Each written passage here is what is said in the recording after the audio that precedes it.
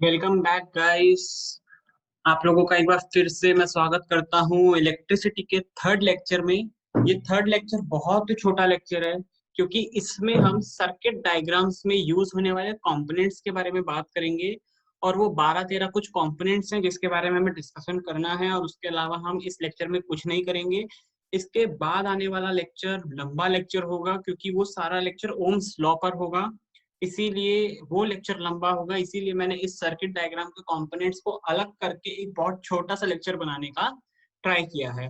तो यहाँ पे हम लोग सीधा स्टार्ट करते हैं without wasting any more time. I hope you all are doing well. आप लोग बहुत अच्छे होंगे। आप लोग सेहत आप लोगों की अच्छी होगी, हेल्थ आप लोगों की बिल्कुल बेस्ट होगी।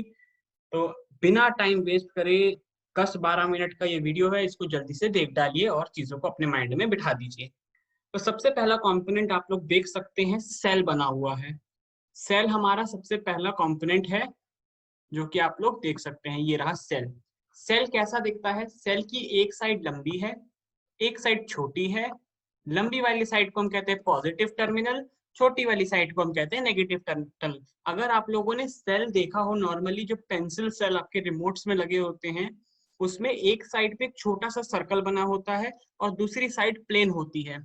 तो वो छोटा सा सर्कल वाली साइड पॉजिटिव टर्मिनल है और जो प्लेन साइड है वो नेगेटिव टर्मिनल है।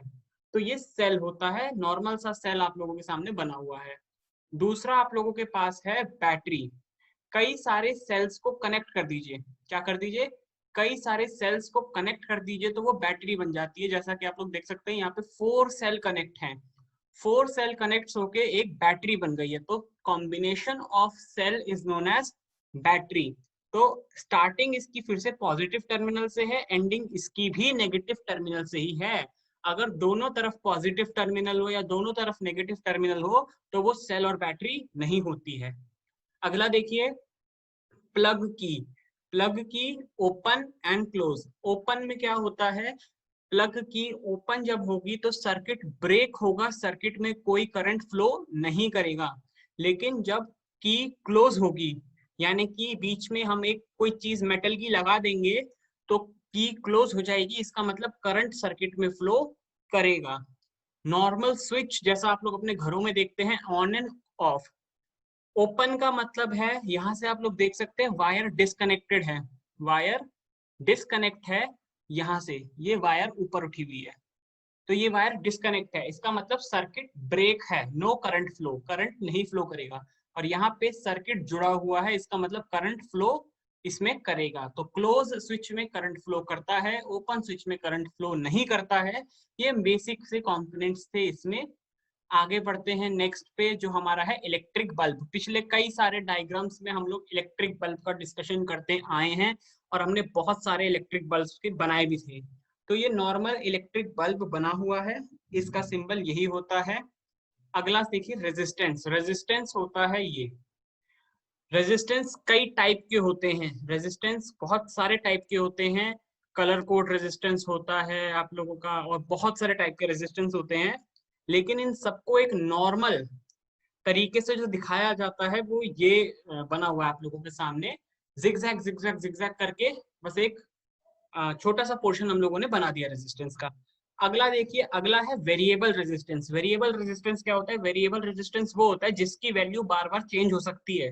एक ही पर्टिकुलर बॉक्स में उसकी वैल्यू कई बार चेंज हो सकती है। जैसे कि पहली बार में उसका 10 ओम है, अगली बार चेंज करके उसको 20 ओम कर दिया, फिर चेंज करके 30 ओम कर दिया, फिर चेंज करके 100 ओम कर दिया। तो आप उसको एडजस्ट कर सकते हो अपने हिसाब से वैल्यू को, जो कि उस रिटर्न वैल्यूज पे होती है।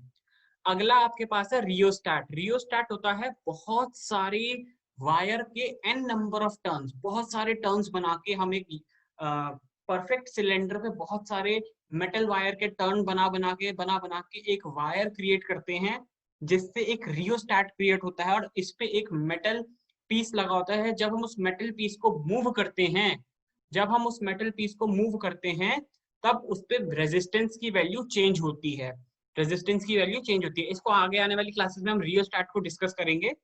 तो और इसका दूसरा रियोस्टैट का नाम भी आप लोग देख सकते हैं, एडजस्टेबल रेजिस्टेंस। रेजिस्टेंस एडजस्टेबल है, इसमें हम उस मेटल पीस को मूव करके रेजिस्टेंस को एडजस्ट कर सकते हैं। अगला है आप लोगों के पास एमीटर। एमीटर का तो मैंने आप लोगों को यूज पहले ही समझाया है। फिर से एक बार बता दूं, ये करंट को मेजर करता है कि पर्टिकुलर सर्किट में कितना करंट फ्लो कर रहा है। बैटरी के पॉजिटिव से एमीटर का पॉजिटिव कनेक्ट होता है, बैटरी के नेगेटिव से एमीटर का नेगेटिव कनेक्ट होता है। और दूसरी चीज, एमीटर सीरीज में कनेक्ट होता है in a given circuit. Voltmeter की बात करते हैं। वोल्ट मीटर मेजर करता है करंट, वोल्टेज को। वोल्ट मीटर वोल्टेज को मेजर करता है। वोल्ट मीटर एक इलेक्ट्रिकल कंपोनेंट, चाहे वो रेजिस्टेंस हो, चाहे वो कोई भी इलेक्ट्रिकल कंपोनेंट हो, उसके पैरेलल में लगता है, मतलब उसी के अक्रॉस लगता है। मान लीजिए कि ये रेजिस्टेंस के दो टर्मिनल हैं, तो इन्हीं दो टर्मिनल के अक्रॉस मेरा वोल्ट मीटर लगेगा। सिमिलरली ये भी वोल्ट मीटर भी पॉजिटिव टर्मिनल बैटरी के पॉजिटिव से, नेगेटिव टर्मिनल बैटरी के नेगेटिव से। 11th नंबर पे देखिए, 11th नंबर पे है गैल्वेनोमीटर। पिछली क्लासेस में मैंने आप लोगों को एक हिंट दी थी कि एक ऐसा भी कंपोनेंट होता है जो करंट को डिटेक्ट करता है और उसका नाम जी से होता है।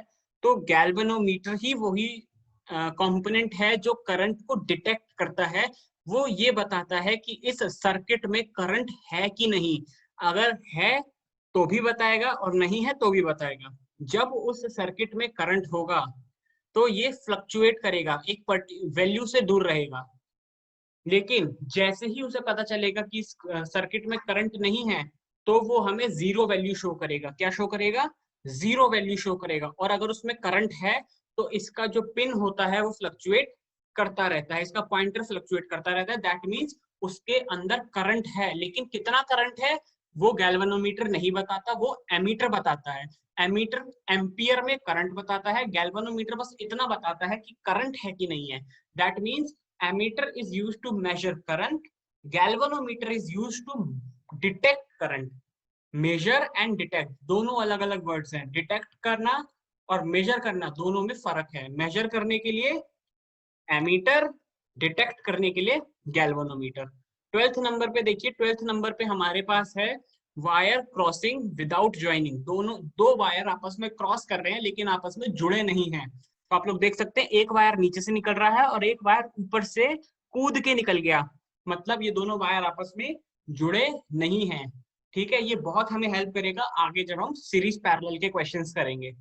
ठीक है, अगला है वायर क्रॉसिंग विद ज्वाइनिंग। दोनों वायर आपस में ज्वाइन करके एक दूसरे को क्रॉस कर रहे हैं। इसका मतलब दो वायर आपस में जुड़े हैं और फिर क्रॉस कर रहे हैं एक दूसरे को। ये ज्वाइंट आप लोग देख सकते हैं, इन दोनों वायर का बीच में ज्वाइंट बना हुआ है। ठीक है, तो यहाँ पे क्या होता है, यहाँ पे करंट डिवाइड होता है। जब वायर्स जुड़े हुए हैं तो सारे वायर्स में करंट का डिवीजन होगा। ये भी हम आगे सीरीज में देखेंगे, अभी फिलहाल आप इसके सिंबल समझिए। नेक्स्ट है, एक एग्जांपल देख रहे हैं हम लोग, सर्किट, इलेक्ट्रिक सर्किट कैसे बना हुआ है। Electric circuit containing bulb, resistance, switch, battery. चार चीजें हैं इसमें। तो रेजिस्टेंस लगा हुआ है, रेजिस्टेंस के साथ बल्ब लगा हुआ है। बल्ब का को एक एंड नेगेटिव टर्मिनल लगा बैटरी पे आ गया। बैटरी का एक टर्मिनल की से कनेक्ट है और की जाके रेजिस्टेंस से कनेक्ट है। मुझे ये बताइए, बल्ब इसमें ग्लो नहीं करेगा, क्यों नहीं करेगा? क्योंकि की ओपन है। की अगर क्लोज होती तो बल्ब ग्लो करता, तब करंट फ्लो करता। लेकिन यहाँ पे की ओपन है तो करंट फ्लो नहीं करेगा। आज के लेक्चर में बस इतना ही था। आपको ये सारे सिंबल समझने थे और कुछ नहीं करना था। एक बार अपनी एनसीईआरटी में गो थ्रू कर लीजिएगा ये सारे सिंबल्स और इनको लर्न कर लीजिए, क्योंकि आगे आने वाली क्लासेस में जितने भी सिंबल्स के डायग्राम्स वगैरह आएंगे वो आपको इन्हीं चीजों से समझ में आएंगे। तो प्लीज एक बार इन सारे सिंबल से गो थ्रू कर लीजिए और दो तीन अच्छे से सर्किट्स बना के देख लीजिए अपने हिसाब से। ठीक है, तो जितना आसानी से आपको समझ में आ सकता है। मुझे उम्मीद है ये लेक्चर आप लोगों को, छोटा लेक्चर, समझ में आया होगा। नहीं आया प्लीज कमेंट कर दीजिएगा। जो चीज समझ ना आए वो पूछ लीजिएगा। इस लेक्चर में कोई डीपीपी नहीं है क्योंकि ये एक सिंपल लेक्चर है, इसमें कुछ समझने वाला एक्स्ट्रा नहीं था। तो मेरे हिसाब से आप लोगों को ये लेक्चर पूरा क्लियर है। जितना छोटा लेक्चर, बहुत छोटा लेक्चर है ये, पूरा लेक्चर देखिए और पिछले सारे लेक्चर्स को देखिए। अगला लेक्चर ओम्स लॉ पे आएगा और उसको फिर हम आगे इलेक्ट्रिसिटी मेन स्ट्रीम पे कंटिन्यू करते चलेंगे। थैंक यू सो मच आज का लेक्चर अटेंड करने के लिए। All the best. अपना खूब ख्याल रखिए, अपनी हेल्थ अच्छी रखिए और देखते रहिए टेक्नोत्सव को। लाइक करिए, शेयर करिए, सब्सक्राइब करिए। सब्सक्राइबर्स इंक्रीज करवाइए, अपने दोस्तों को बताइए। और ऑनलाइन क्लासेस, डिजिटल इंडिया से जुड़िए, ऑनलाइन चीजों का अच्छा यूज करना भी सीखिए, गेमिंग भी करिए, पढ़ाई भी ऑनलाइन करिए, सब कुछ करिए और अपने लाइफ में एक नए ऑनलाइन प्लेटफॉर्म को भी जोड़ लीजिए। सो मिलते हैं नेक्स्ट लेक्चर में, तब तक के लिए all the best. Thank you so much for watching.